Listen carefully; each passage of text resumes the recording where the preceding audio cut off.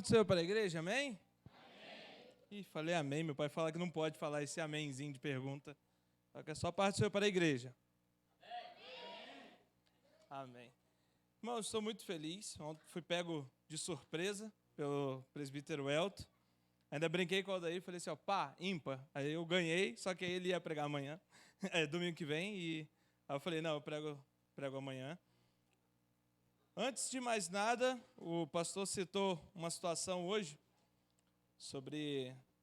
hoje eu estaria pregando, meu pai estaria ministrando, e o Aldair ainda falou assim, brincou, saber que tudo isso começou com uma conversa boba no serviço. E foi. A gente estava sentado, conversando, ele virou para mim, aí ele falou, tô sentindo você meio desanimado, posso falar de Jesus para você? Aí começou a colocar umas músicas, falar umas coisas lá, e hoje estamos aqui, eu, meu pai, minha mãe, meus irmãos, minha cunhada, a família da minha cunhada, a minha tia daqui também, meu primo é daqui também, minha prima é daqui também, meu sobrinho é daqui também, toda a minha casa serve ao Senhor aqui. E ontem ele ainda estava falando que ele nem faz missão, e aí, sabe nada. Irmãos, eu tinha separado um texto, mas o pastor trouxe a leitura para abrir o culto, o texto que eu havia separado. A Letícia perguntou ali atrás, já sabe o que você vai falar? Eu falei, saber o que eu vou falar, eu sei. Saber onde você vai pregar? Eu falei, saber onde eu vou pregar, eu sei. Eu não sei como começar. Mas Deus vai dar vitória. Eu tive que mudar ali, mas tudo para a honra e glória do nome do Senhor. Amém? O texto que eu separei, irmão, se encontra lá em Isaías, capítulo 53. Vamos ler do versículo 5...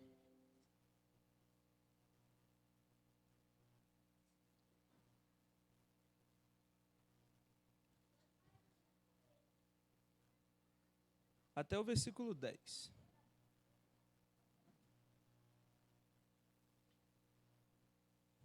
Vamos ler nessa versão aqui que fica igual para todo mundo.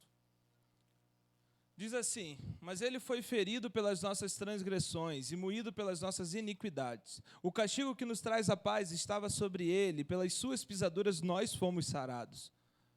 Todos nós andávamos desgarrados como ovelha, cada um se desvia pelo seu caminho, mas o Senhor fez cair sobre ele a iniquidade de todos nós. E ele foi oprimido, mas não abriu a boca como um cordeiro, foi levado ao matadouro e como ovelha muda perante os seus tosqueadores. Ele não abriu a boca. Da opressão e do juízo foi tirado, e quem contará o tempo da sua vida? Portanto, foi cortado da terra dos viventes, e pela transgressão do meu povo ele foi atingido. E puseram sua sepultura com os ímpios e com o rico na sua morte. Portanto, nunca fez injustiça, nem houve engano na sua boca. Todavia, o Senhor agradou e moê-lo, fazendo enfermar, quando a sua alma se puser por expiação do pecado, verá a sua potestade, prolongará os dias, e o bom prazer do Senhor prosperará na sua mão. Somente até aqui, irmãos. Você pode sentar dando glórias ao nome do Senhor? Hoje é um dia extremamente especial. Hoje é um dia extremamente maravilhoso. Não existe um dia melhor na vida do cristão. Não, minto, perdão. Existe um dia melhor na vida do cristão. O dia em que ele se converte, o dia que ele reconhece o Senhor Jesus como seu único e suficiente Salvador. Mas hoje é o dia que ele lembra disso. Hoje é o dia que nós separamos para nos lembrar do sacrifício de Jesus na cruz do Calvário.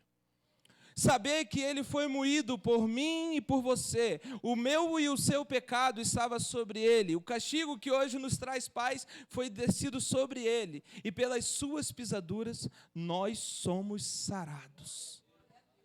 Talvez se nós só lêssemos esse texto já não precisava mais falar nada. O texto é autoexplicativo quando o profeta está profetizando a respeito de que Jesus iria sofrer, iria andar na terra, passar entre os seus e iria ser traído, iria ser crucificado, iria ser morto pelo meu e pelo seu pecado, para que você tivesse vida e vida em abundância. Ele morreu naquela cruz, ele se entregou, e ele totalmente se entregou para aquilo. Tanto que o profeta diz que como uma ovelha muda, ele é levado ao matadouro, ou seja, em momento algum ele tentou fugir. Em momento algum ele resistiu à prisão. Ele se entregou por mim e por ti. E hoje nós estamos aqui para lembrar disso. O texto que nós lemos durante a ceia, ele se concretiza dizendo: porque todas as vezes que beberdes deste pão e todas as vezes que beberdes deste cálice, comerdes deste pão, anunciais a morte do Senhor até que Ele venha. Estamos aqui hoje para anunciar a morte do Senhor até que Ele venha. Até que Ele venha. Vou falar até você entender. Até que Ele venha. Estamos anunciando a morte do Senhor até que Ele venha. Mas nós não estamos somente para anunciar a morte do Senhor. O texto que nós lemos, ele está profetizando, está dizendo o que irá acontecer com Jesus até a morte. Mas nós sabemos que a morte não pôde pará-lo. Nós sabemos que a morte não pôde vencê-lo. Nós sabemos que a morte tremeu de medo quando ele nasceu. Porque nem a morte pôde vencê-lo. E eu quero entrar com você dentro dessa viagem agora. Nós lemos uma profecia de algo que aconteceu muito antes de Jesus vir. Era um profeta escrevendo acerca de que Jesus viria, o Messias. O profeta Isaías, ele é conhecido como profeta messiânico, porque ele fala sobre o Messias. Mas eu quero que você viaje agora comigo no cenário da cruz. Eu quero que você entre agora dentro da sua mente, de como você conseguir imaginar agora a via dolorosa.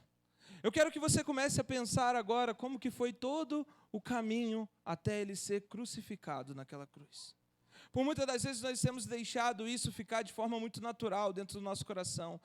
Começamos a normalizar muito o que foi o sacrifício da cruz. Mas vamos passear sobre tudo aquilo que aconteceu e entender o quão grandioso foi esse ato de Jesus. Jesus estava com os seus discípulos na ceia, e ele disse para os discípulos que, dentre os que estavam ali, um havia de traí-lo. E os discípulos ainda se questionavam, dizendo: mas será eu? Será você? Será quem que vai ser? E Jesus dá uma ordem dizendo: o que tens que fazer, vá e faça. Naquele momento, Judas levanta e vai até os guardas e traz Jesus. Essa é uma história muito conhecida e talvez você já conhece. Ele traz Jesus por 30 moedas de prata, chega lá, fala quem é Jesus, aquele que eu chegar e cumprimentar com um beijo, esse é o Jesus, vocês podem prendê-lo. Mas acerca daquele momento em diante, quando os soldados chegam para prender Jesus, se nós começarmos a entender o quão sofrido foi todo esse sentimento. João começa dizendo que o verbo se fez carne, ou seja, Deus se fez carne, Ele pegou as nossas emoções para Ele. Então, todas as emoções que nós passamos, Ele sofreu também. Ele passou também. Então, não existe dor, não existe mágoa, não existe nada que você passe que Ele não tenha vencido naquela cruz por você.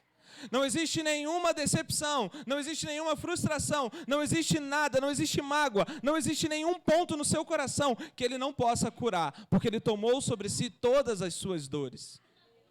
E ainda que as coisas, as pelejas do mundo estejam difíceis contra você, ainda que as coisas que o mundo tenha gritado no seu ouvido, dizendo que você não vai conseguir, ou que você não é capaz, dizendo que você não pode chegar, dizendo que você não é digno de participar, dizendo que você é um fracassado, sobre todas essas coisas somos mais do que vencedores. Não existe nada que possa nos parar, porque estamos pela graça de Cristo Jesus, nosso Senhor.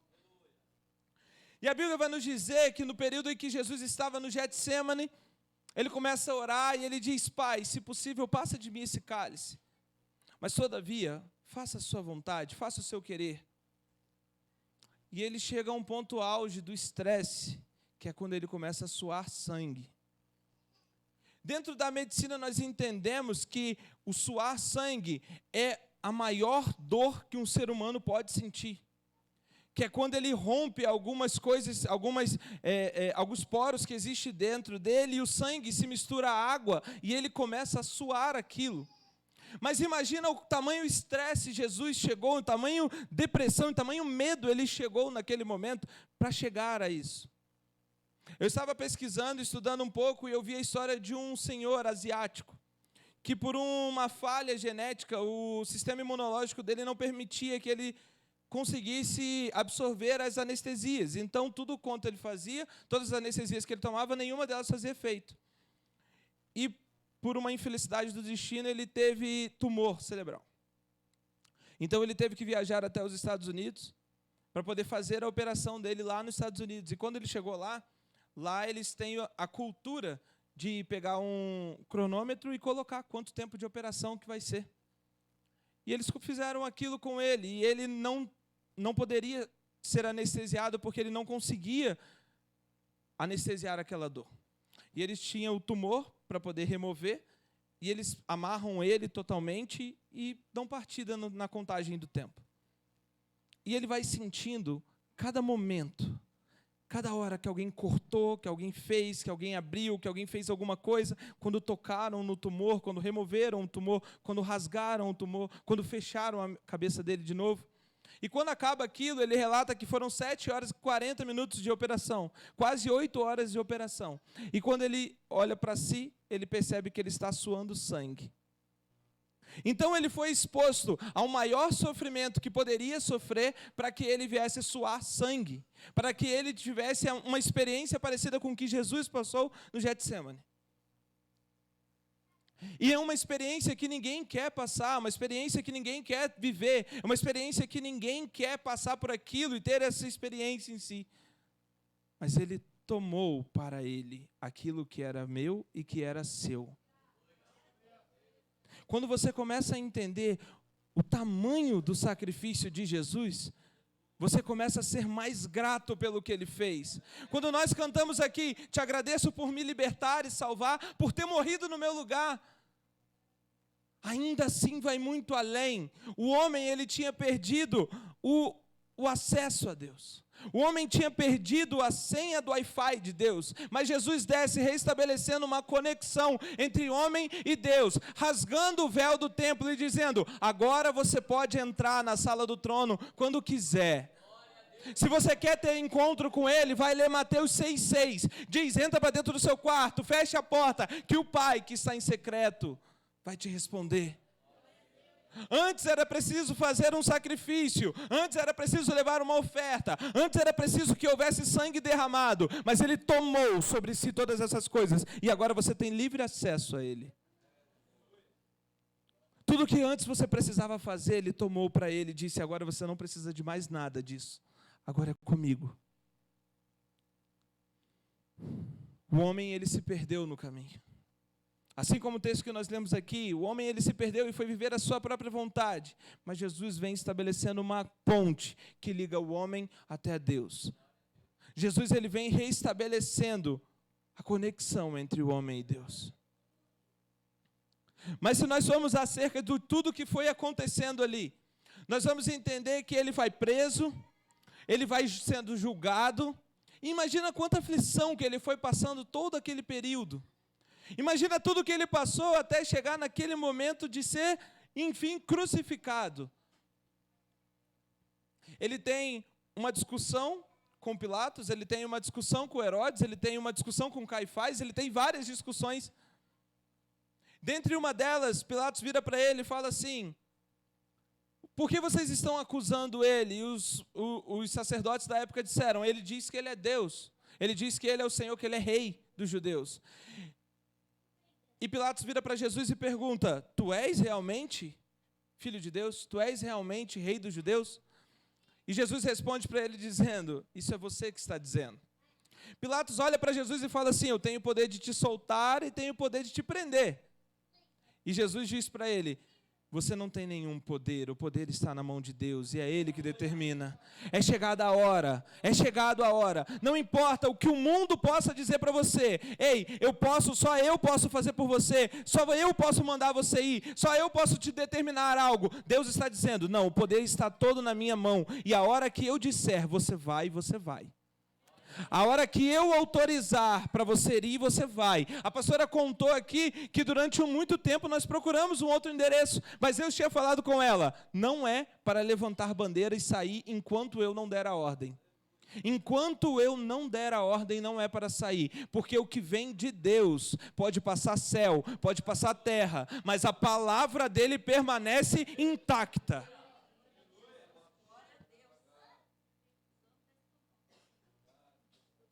E Jesus, sabendo disso, questiona ele dizendo: mas é você que está dizendo que eu sou rei?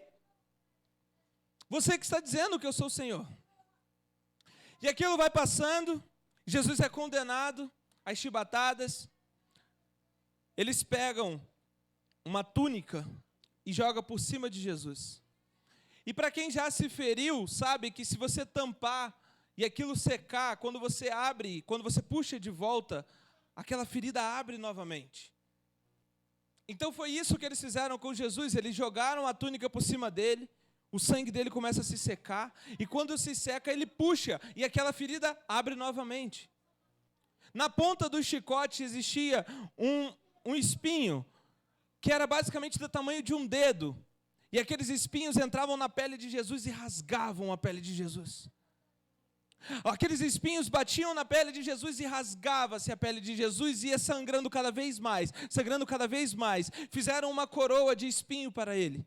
Colocaram a coroa de espinho na cabeça dele e até aquilo se encaixaram. Eu imagino o quanto que aquilo deve ter sido doloroso. Aqueles espinhos entrando na sua pele, aqueles espinhos entrando e tocando o seu cérebro, aqueles espinhos fazendo ele ter a maior dor. Mas o texto diz que como uma ovelha muda ele é levado ao matadouro. Ainda que estivesse doendo muito, ainda que ele estivesse sofrendo muito, ele sabia que valia a pena morrer por você. Ele sabia que ele ainda estava no propósito do que Deus tinha para a vida dele. E tudo isso que ele vai vivendo, tudo isso que ele vai passando, Herodes pega uma placa e escreve: Jesus, rei dos judeus. E as outras pessoas olham para aquilo e dizem assim para ele: não, Pilatos, não escreva isso, escreva Jesus, aquele que diz rei dos judeus. Mas Pilatos diz: não, o que eu escrevi já está escrito e eu não vou mexer. Mas vocês já pararam para analisar que todos que passavam por aquele lugar e via escrito Jesus, rei dos judeus, estavam confessando que ele era rei dos judeus? Uma placa sobre a cabeça dele dizia: rei dos judeus. As pessoas que liam dizia: rei dos judeus. E o texto diz para a gente, o profeta profetiza dizendo: um dia toda língua irá confessar. Um dia todos irão confessar que ele é rei, que ele é Senhor. Então, ainda que o inimigo tenha planejado coisas para a sua vida, com deboche, dizendo para você: ei, você não vai conseguir, eu irei colocar ali o lugar da vergonha. O que Deus está dizendo para você é que no lugar da vergonha eu te darei dupla honra. O que Deus está dizendo para você: aonde abundou o pecado, superabundou a graça de Deus. Talvez as pessoas da época estavam olhando para aquilo e dizendo: olha lá, ele se diz rei, ele se diz Senhor, vamos ver o que ele pode fazer, vamos debochar, vamos colocar uma coroa de espinho nele. Vocês já viram algum rei com coroa de espinho? Vocês já viram algum rei com uma túnica jogada, manchada em sangue, encharcada em sangue? Vocês já viram algum rei desse formato? Não existe, porque não há rei como o Senhor Jesus. E ainda que tenha sido no momento de maior dor, ele continuou sendo o rei dos reis e senhor dos senhores. Eu não sei como está a sua vida, eu não sei o que você tem passado, mas eu quero dizer, ainda que seja no seu maior momento de dor, ele continua sendo o Senhor da sua vida, o rei da sua casa. E quando ele é jogado naquela cruz, a cruz não era para Jesus, a cruz era de Barrabás. Barrabás tinha uma estrutura óssea maior do que a de Jesus. Então ele teve que ter o seu corpo esticado para que a cruz, para que ele coubesse naquela cruz. Então ele tinha uma dor que puxava do seu nervo até a sua axila, para que esticasse até o lugar certo daquele prego entrar. E o tétano começa a invadir o seu corpo, então ele começa a sentir uma dor distribuída por todo o seu corpo. Os seus pés estão apoiados em cravos também. A morte da cruz não era uma morte de dor, era uma morte por asfixia, porque como ele estava sem apoio, o seu pulmão descia e ele não conseguia puxar ar. Mas estranhamente eles começam a ver as mãos de Jesus se firmando, o bíceps se firmando, ele começa a puxar força de onde talvez ele nem tinha encontrado mais.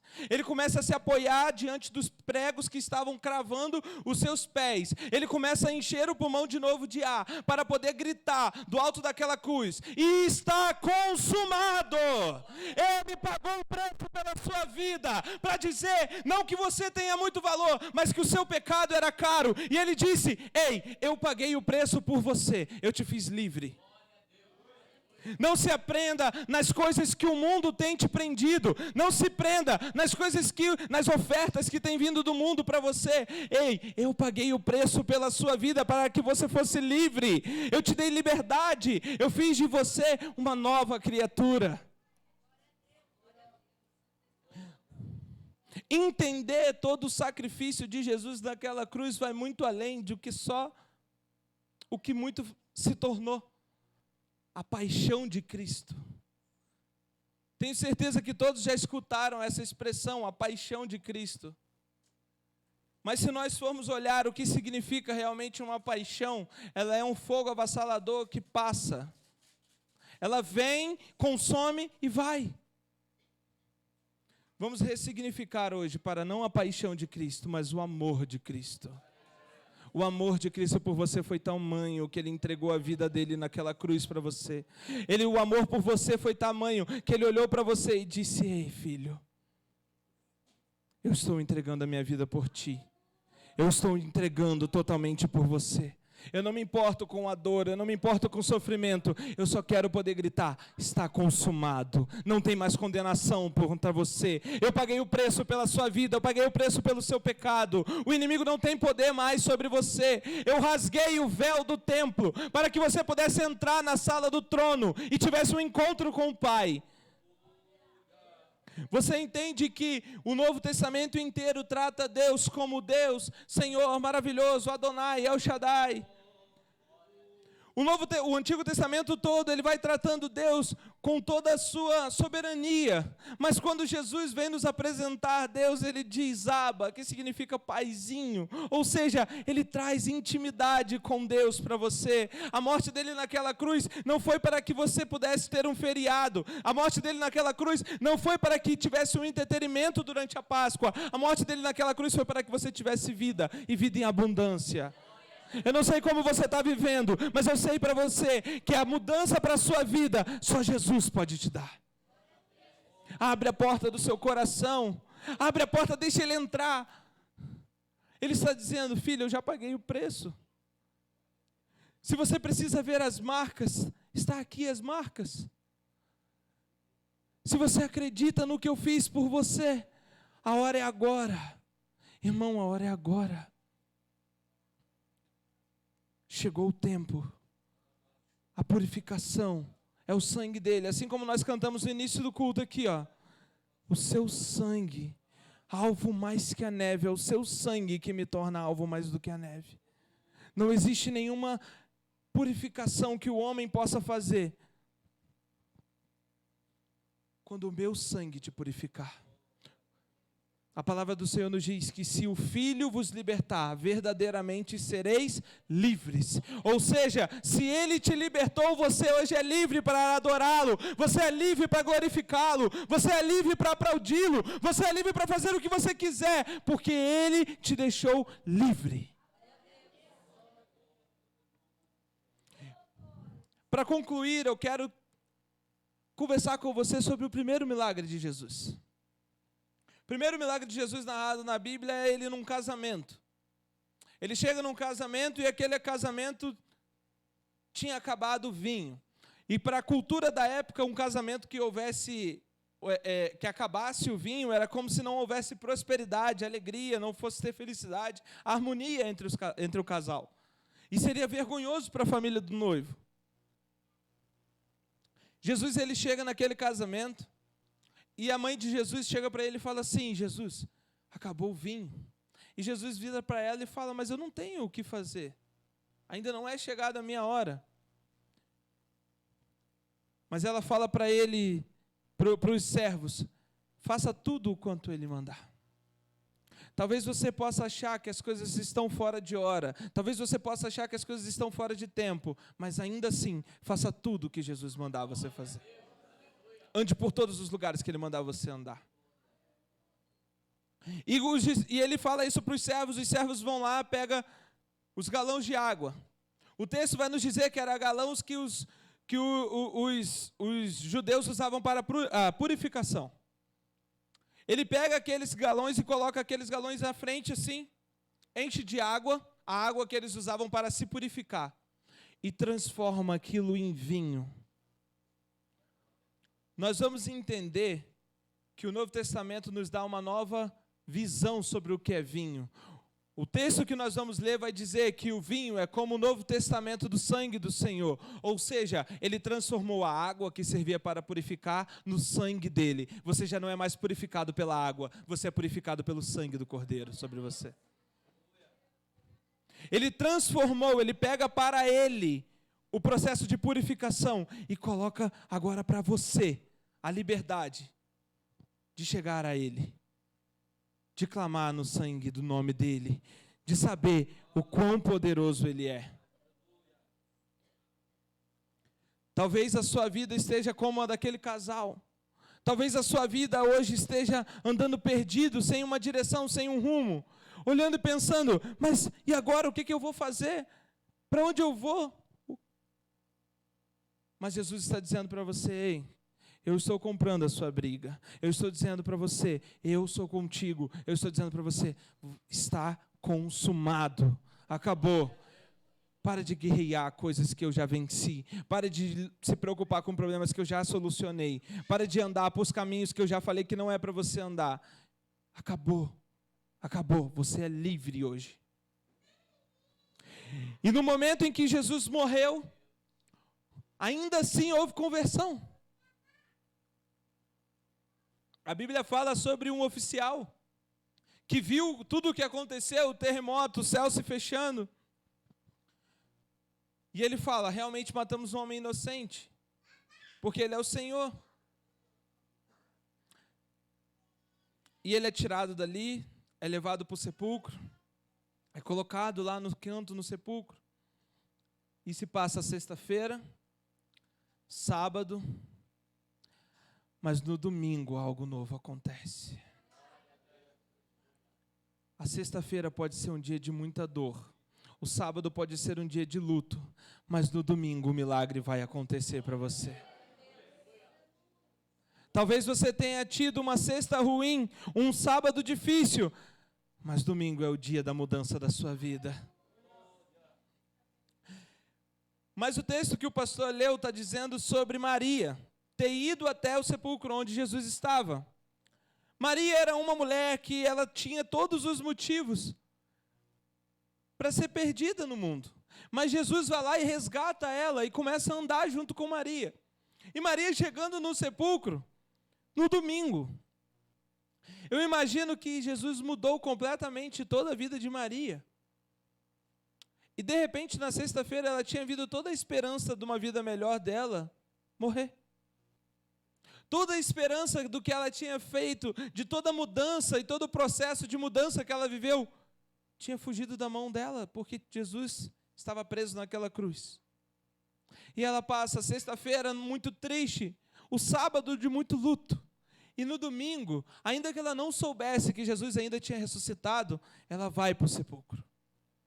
O que eu aprendo com Maria aqui, fica uma lição para todo cristão que muitas das vezes deixa de vir na casa do Senhor porque está tendo um dia difícil. Muitas das vezes deixa as coisas do Senhor de lado porque as frustrações se decepcionaram, as coisas aconteceram para você e te tiraram da visão e agora você quer abandonar as coisas de Deus, deixar as coisas de Deus do lado. Não importa se você está bem ou mal, vá, porque é lá que Ele vai te mostrar o milagre dEle na sua vida. Maria chega ali e começa a orar. E ela vê que o corpo não estava lá. E ela chega para o jardineiro e diz, aonde o Senhor levou o meu mestre? E ele fala, por que você está procurando entre os mortos quem está vivo? Naquele momento ela ainda se questiona, me fala para onde que o Senhor levou ele, e eu vou buscá-lo. Não tem problema, eu irei lá buscá-lo. E Jesus olha nos olhos dela e diz, Maria. E ela reconhece a voz do mestre.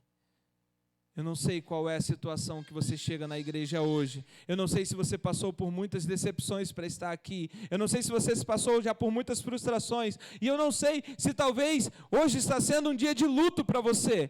Eu quero dizer que hoje Jesus está olhando nos seus olhos, te chamando pelo nome. Está dizendo para você: ei, eu estou aqui para viver com você. Eu morri por você e agora quero viver com você.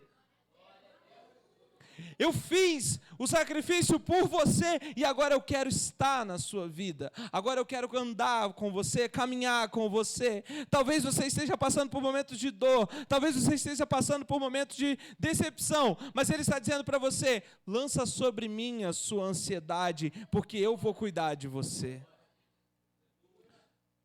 Talvez a sua dor de sexta-feira esteja ecoando pela sua vida fora.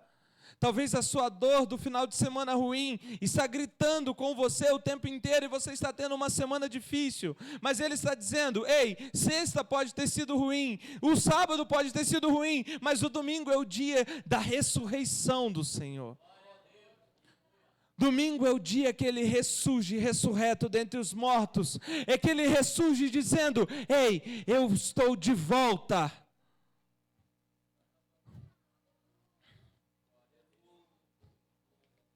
Precisamos começar a compreender mais o que foi aquele sacrifício da cruz. Começamos a pensar a compreender mais o que foi aquilo que Jesus fez por nós. Toda a dor que Ele sentiu, todo o sofrimento como homem, o sofrimento que Ele passou como homem, as dores, as decepções, as frustrações, as angústias, o suar sangue, os espinhos entrando na pele, a coroa de espinho na sua cabeça, o seu braço sendo esticado para caber naquela cruz. E ainda assim, no maior ato de amor do mundo, Ele levantar os olhos e dizer: Pai, perdoai, eles não sabem o mal que fazem. Foi por você, foi por mim, foi para que tivéssemos vida. Hoje nós recordamos o que Ele fez. Hoje nós estamos aqui reunidos para recordar o que foi o sacrifício de Jesus naquela cruz. Não foi simplesmente para que nós tivéssemos uma vidinha. Não foi simplesmente para que nós tivéssemos bencinhos, ministériozinhos. Não foi para que nós tivéssemos uma igrejinha. Não foi para que nós tivéssemos um carrinho, uma casinha. Não, foi para que nós tivéssemos vida e vida em abundância. Um preço foi pago por você na cruz do Calvário. Foi pensando em mim, pensando em você, que perdoou os seus pecados. Somos lavados no sangue dele, hoje recebemos a sua graça. Hoje eu vivo para ti e recebo a liberdade de adorá-lo com tudo que ele é, com tudo que ele é, por tudo que ele é. Foi o sangue, o preço pela minha e pela sua vida foi preço de sangue, sangue inocente. O sangue inocente de Jesus derramado naquela cruz fez eu e você sermos livres. Quando nós abrimos a Bíblia lá em Romanos e descobrimos que o Pai nos adotou, eu gosto muito de uma música que diz assim: e a papelada foi manchada de vermelho. O vermelho do sangue dele manchou a papelada da nossa adoção e nos transformou em filhos e co-herdeiros com Cristo Jesus. Amém, irmãos? Que você possa meditar nessa mensagem, entender cada vez mais que o sacrifício de Jesus na cruz não foi para que você tivesse coisas pequenas, mas foi para que você tivesse vida e vida em abundância. Talvez você esteja relutando em se entregar para Ele. Talvez você esteja vivendo uma vidinha. Talvez você esteja vivendo uma vidinha de crentinho. Não, Ele não chamou você para isso. Ele chamou você para se envolver cada vez mais e ter o ministério na sua vida. Ele não chamou você para ficar sentado. Se posicione. Lembre do sacrifício que Ele fez daquela cruz, que ninguém jamais poderia fazer por você. A cruz que era feita para mim e para você. A cruz de remissão do nosso pecado. Ele nos salvou. Nós não temos mais o que temer.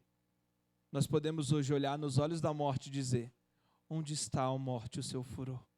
Onde está, inferno, o teu agrilhão? Jesus tomou sobre si na cruz do Calvário. Ele está com a chave do inferno nas mãos. Ele tomou sobre ele as nossas dores. O castigo que nos traz a paz estava sobre ele. E pelas suas pisaduras nós somos sarados. Nós somos sarados. Nós somos sarados. Nós somos sarados. Ele foi moído, ele sofreu, ele chorou, ele passou todas as emoções para que hoje você fosse sarado. Se entrega para ele, deixa ele curar cada área da sua vida. Deixa ele preencher cada canto vazio do seu coração. Tenho certeza que vai ser a melhor decisão da sua vida. Amém? Agradeço a minha oportunidade em nome de Jesus.